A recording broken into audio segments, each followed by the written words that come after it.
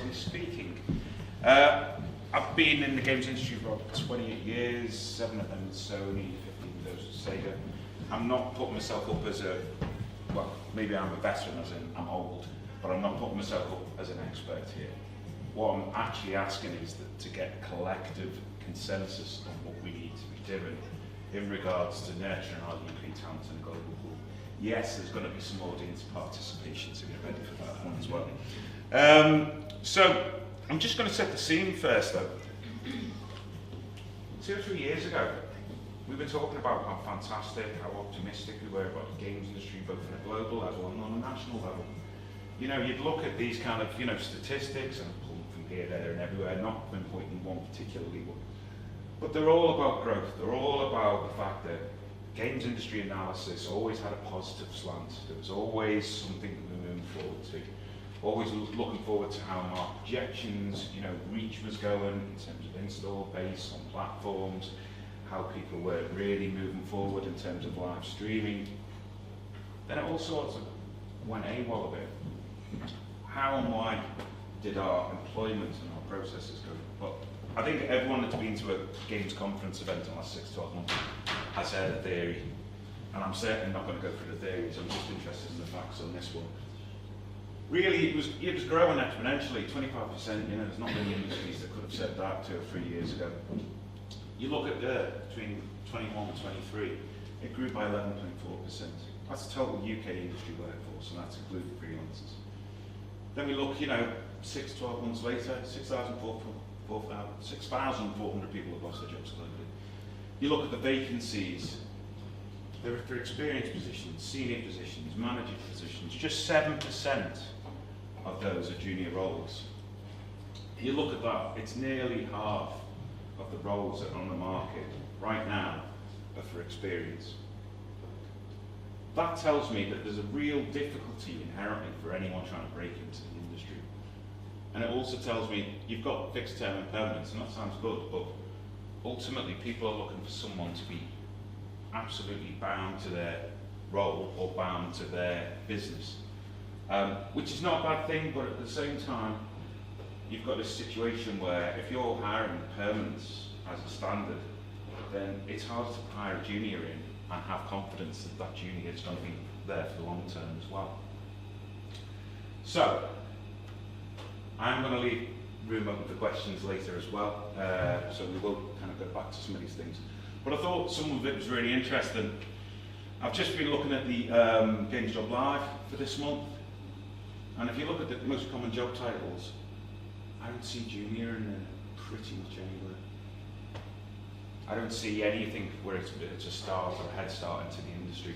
I see a lot of vacancies for senior programmer, senior game designer, senior producer. But how does someone get that start now? Julie Jackson did a bit of an interesting one about the UK skills crisis, and this is kind of the focus of what I'm trying to say today. I really do agree with her that there's so few roles that are available for new entrants. You're going to have a problem further down the line because you're not going to have that source, a pool of talent, of people that really want a career in the industry if there's no pre-investment in the first place. And I know there's going to be other questions around education and things, and I am going to get to that as well. But obviously I've got a lot to grow in. So, this is where I'm going to separate the room here. Who knows what this theme tune is? I want 4 volunteers. Who has hired a junior programmer? Do you have your hands? Anyone hired one? I'm going to keep it really simple. I know you have. No, seriously, if you haven't, that's fine. No, I'll give you a 10 as well. Anyone else? Junior programmer or programmer? Right. What I want you to do.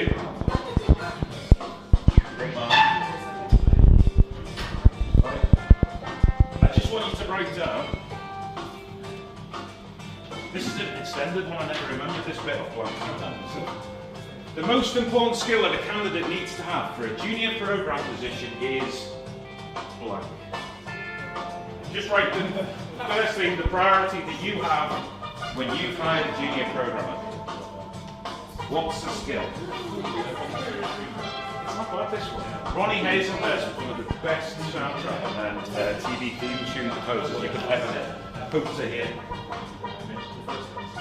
Okay, so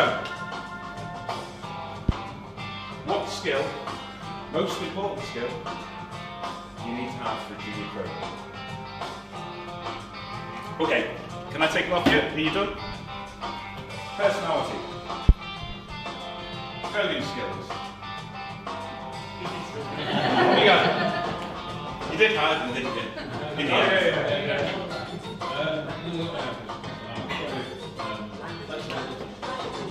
Flexibility. They're all different. Now that's important on the basis of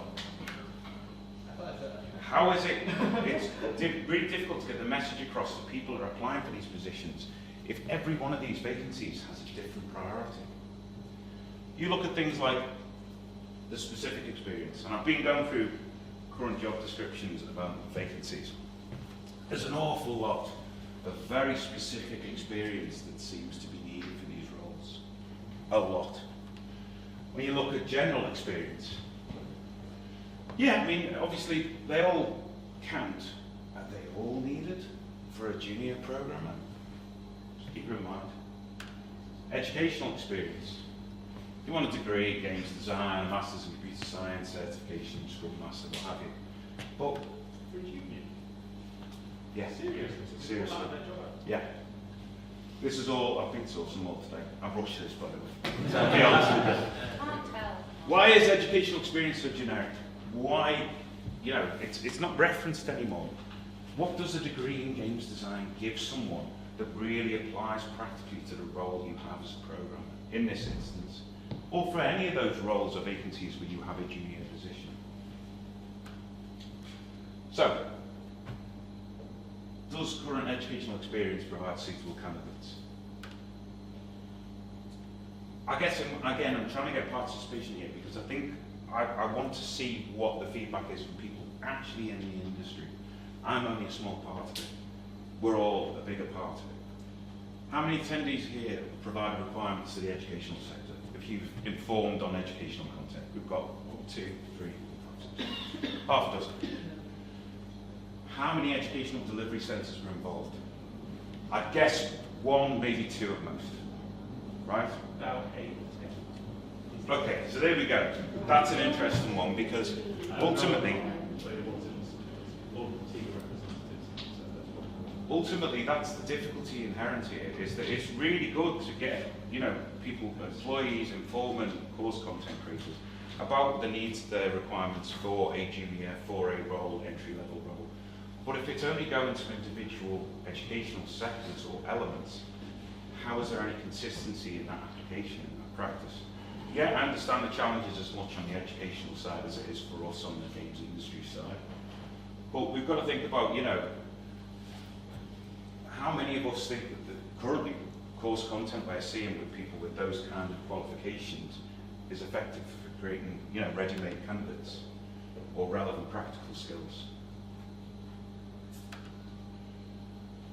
If it is education that's going to be the key to unlock an industry career, then we have to be aligned with it.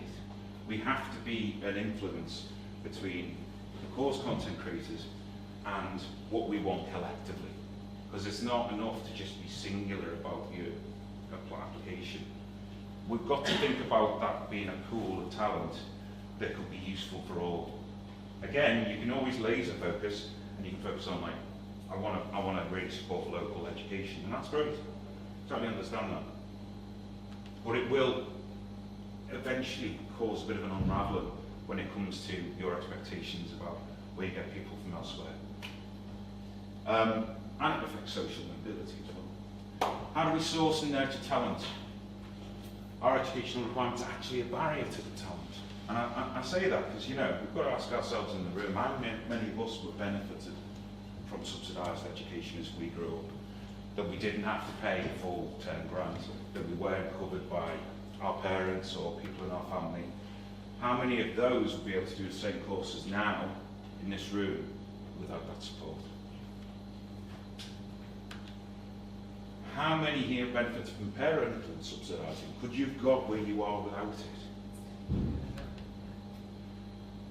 Do we need to think about how this is going to be much more of an effective way of educating if we talk about scholarships, internships, subsidised junior stuff, sandwich courses, extending the employment beyond standard timelines for a junior? Can we improve opportunities for those with low income socio-economic backgrounds? Which has become a real barrier more than anything in terms of talent for those that can't afford it. I mean, there's flip on its side. Could you actually benefit more from someone with a diverse experience? I was speaking to someone quite high up at Meta yesterday. We were talking about our previous job roles and experience before we got into the games industry. He was working in a hospital, organising rotas and shifts for night shifts. So he was doing it for like 11 wards when he was 19. I was working in catering, so not quite as busy, but you're talking about, you know, 200 kind of covers over an hour's period when the head chef's out because he's ill because he got drunk the night before. Comparable situations in the sense that it's a stressful situation, you have to multitask, you have to collaborate, you have to make sure that the listening skills and the comprehension skills are there with everyone involved in the job or the object or the project. But that is an interesting quote. I know some people like Steve Jobs, I know some people hate Steve Jobs. But I think it's an interesting aspect about the fact that diverse of experiences can be informative for solutioning. That if you only work down a certain path, or you're told this is always the solution for X, when it comes to something where the challenge is outside of that remit, it becomes much more difficult for you to be able to get comprehension or to get to a considered solution.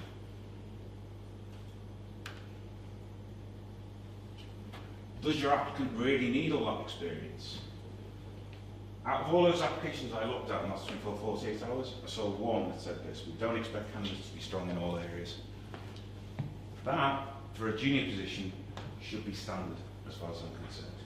Because you're looking for talent, you're looking for energy, you're looking for someone with a thirst and appetite to learn. They're not going to have everything that you want from them as a junior.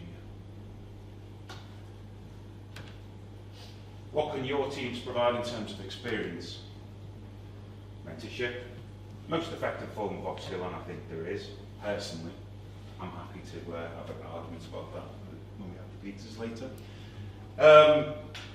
I know it's an investment of time. I know it draws away from that person's actual primary role, but there is an expectation here that it's that flow through. I think every one of us has had a mentor or someone we've learned from in the past, even if through practical experience alongside them, where it wasn't like, I'm going to teach you this. It was, I'm in this situation, we're in this situation, oh no, it's gone wrong. How do we fix this? What can we do? And they may bring some experience from their previous roles, and that mentorship can be just as important. How specific does the coding experience need to be as well? We know it evolves, we know coding standards evolve, we know engines, proprietary or otherwise, continue to evolve. So, are we actually after the practical output that they've done, or are we after a kind of coding standard here? What they should be doing when they are coding or collaborating in coding. Is your job spec really relevant to the role you have? I have to be honest, I'm not going to give the game away as to what role it is, but this was posted yesterday. They clearly posted a job description. It didn't really resonate with the people that were applying for it, so that, to be fair to them, they changed it. They posted it with a new title. They felt that was more relevant. Then they explained why and what they're looking for in a candidate. But what they didn't do is actually check it was advertised and accessible. Might be a simple error. I know that sometimes you're not there, you're there hiring, you're not there to actually get it set up on the website, wherever it needs to be. But clearly that's a bit of a crime. I think it's getting the finding part right that we need to be looking at, along with the nurturing. And you notice I haven't mentioned nurturing, although it's part of the theme. All of this is cyclical. The nurturing becomes part of it, whether it's pre-hire, post-hire, internship. You have to nurture that talent. You have to give them exposure or an investment of time or education or money to get them to where the skill set needs to be. I think there's also, in terms of selection, a balance of expectations. It's not a one-way process, and sometimes we forget that when we're in a business. You know, people are often going, well, what's in it for me? What's your business? Why should I join you? And you think when someone says that to you in an interview, all right, here you go. But actually, they've got a valid point, right? Because if they don't culturally fit with what your business is about, then you're only going to end up, in the long run, losing them and going back to square one, right? Does your candidate really know what the business is about? How? Have they read on your website? Do you have your guiding principles, your core values on the website? Do you explain? Is the passion of what you do, what you are trying to set out to achieve as a studio or as a development or publishing house, does it actually have that on the site? And don't just set it up by yourself. It's a collaborative decision. It's for those that already exist within the workplace to define what that culture is alongside you.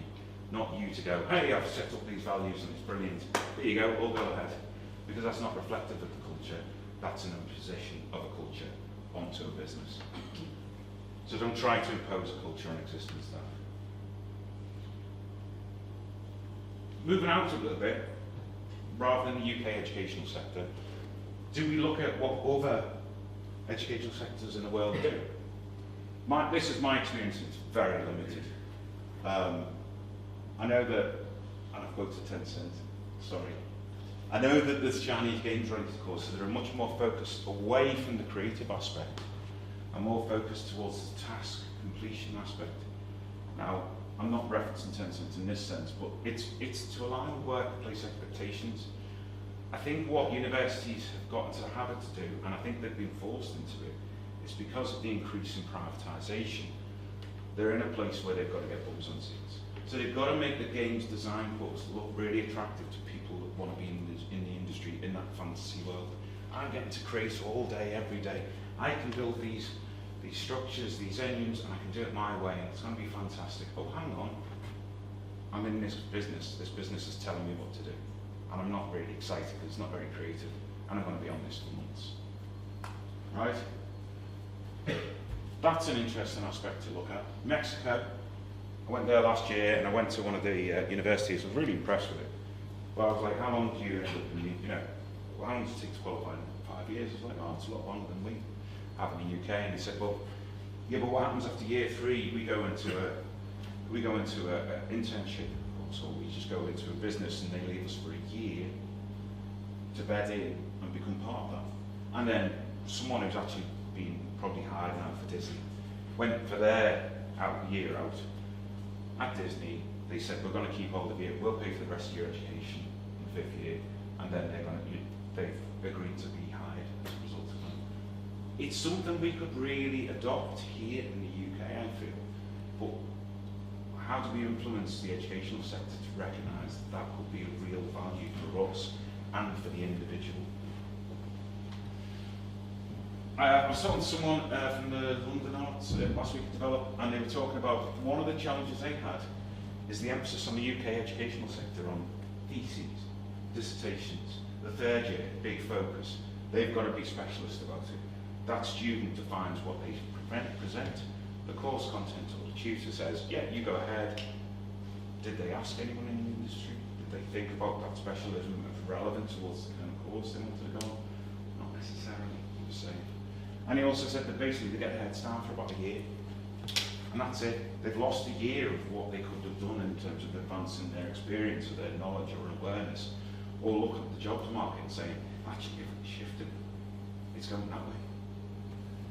So maybe more direction on these would be a value, and we could inform in that respect, I think.